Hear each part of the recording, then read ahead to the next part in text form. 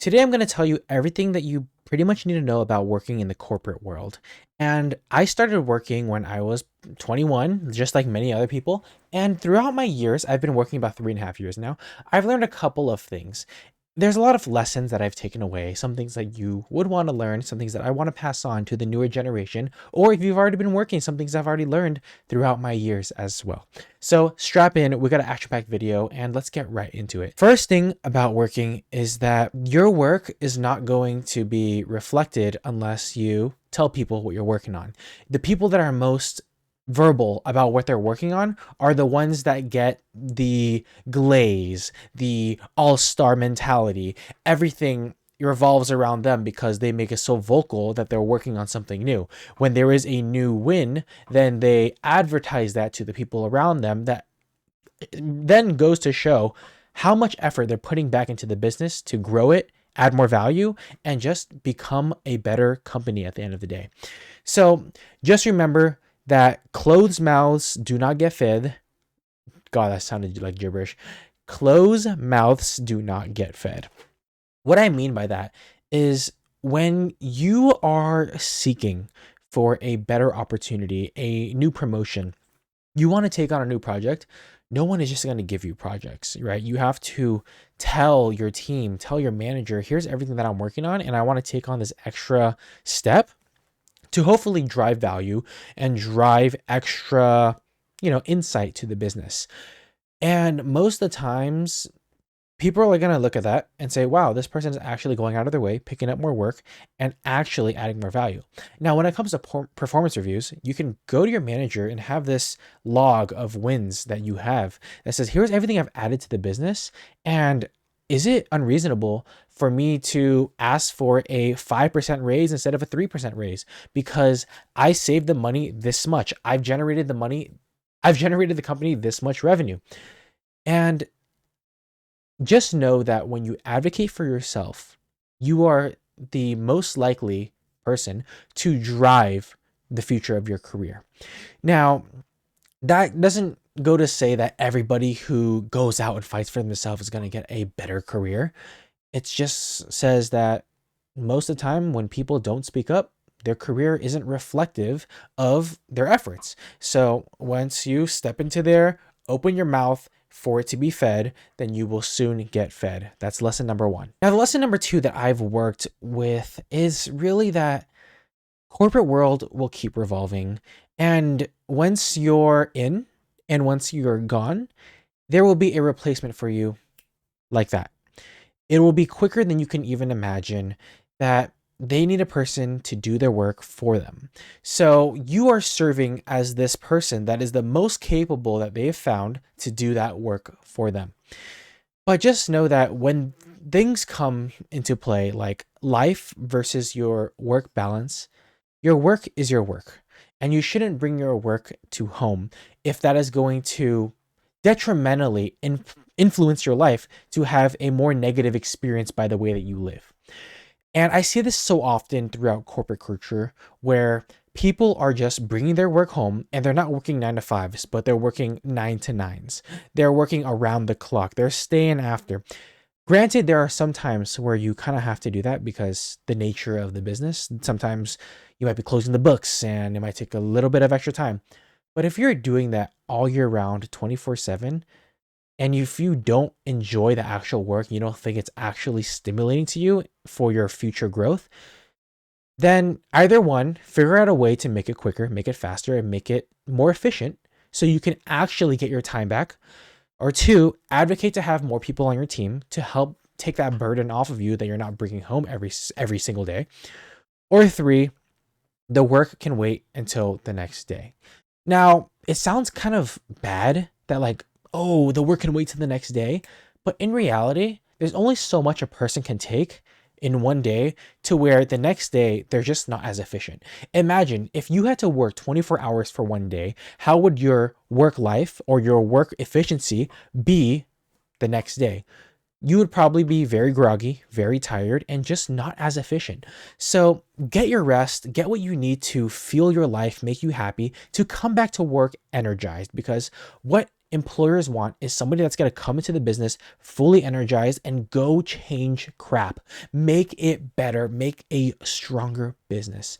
Now, that is number two of the lessons that I have. And lesson number three is that when you're at work, you should be connecting with other people. Now, social creatures, also humans, thrive when they are in a interactive environment. When you're in the office, getting to meet every single person from every department, learn everything about them, and just create connections. It doesn't have to be fully work focused. It could be truly on a friendship level. You could be friends with your coworkers, but there is a line that you need to draw of like professionalism.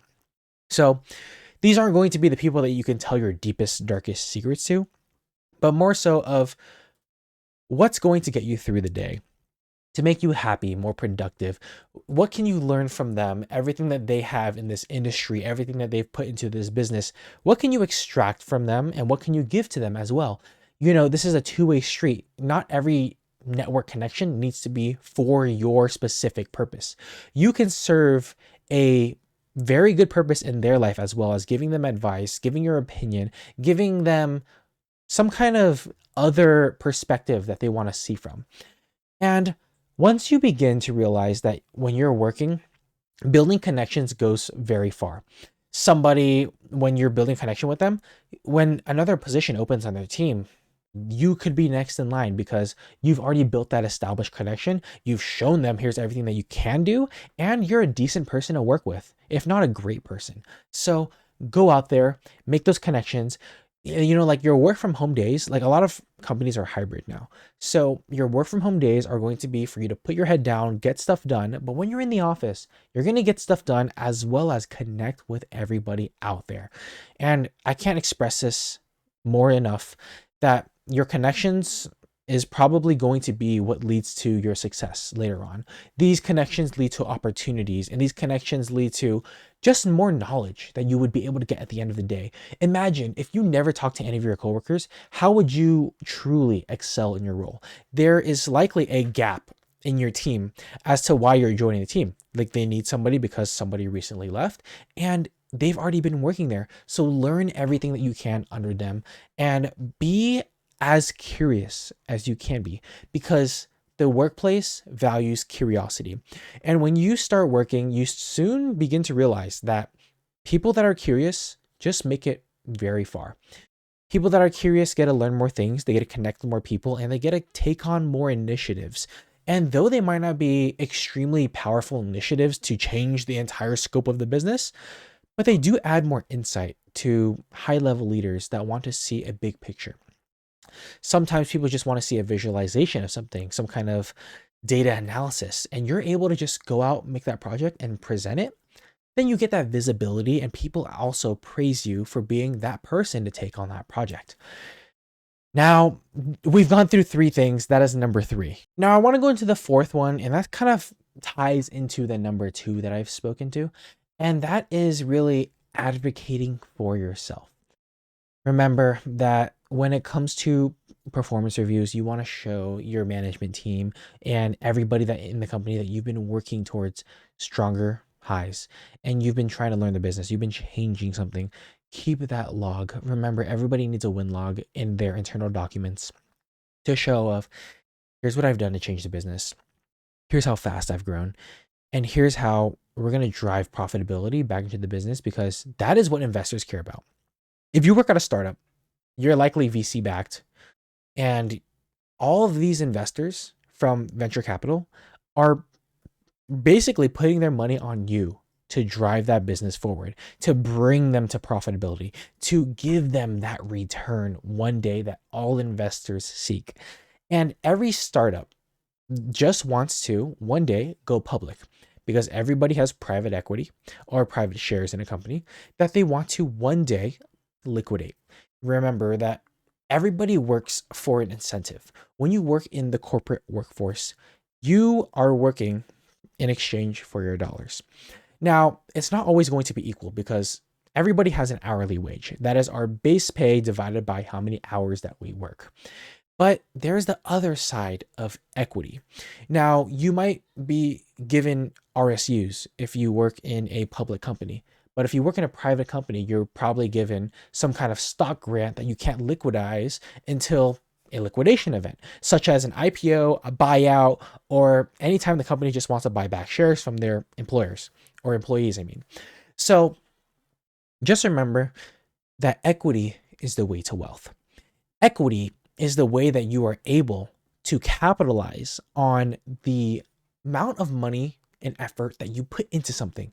Remember, our time costs a lot of money. We are charging a wage, an hourly wage for our efforts. Just because you get paid on a salary doesn't mean that you're not charged an hourly wage. Just remember that if you work 40 hours, if you work 60 hours, if you work 90 hours a week, you can calculate your hourly wage. But it's that equity, that stake in the business that is going to bring you to higher highs, get you that money back into your pocket later on, because you can't do it forever. If you're in your 20s, you're probably thinking of early retirement. How do I retire as early as possible? How do I get out of this rat race of corporate? The answer is add as much value as you can so you can demand more equity, demand more pay to put into companies and also own equity like public stocks. And that will work for you. The companies and the money that you put into stocks or companies will work for you. These are little ninjas out there slaving away, just like you are in a corporate world setting. Just like how you're earning a wage, they're going out there and earning a return on that money.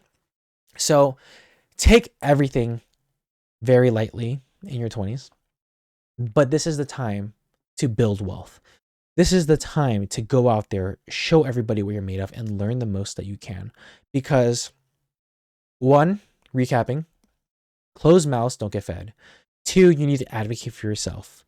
Three, work is never important when it puts a detriment on your life, when you are unsatisfied and unhappy in life. And four, just be yourself, be happy, work towards equity. And equity is going to get you where you want to be financially and stability wise. That is everything that I have to say today. And I really hope that you guys enjoyed today's video. If you guys took something out of this video, make sure that you guys leave a like and subscribe to the channel, because we are growing so fast and it means the world to me. I keep hitting this mic, but it means the world to me for you guys to subscribe to this video. Thank you guys so much, and peace out.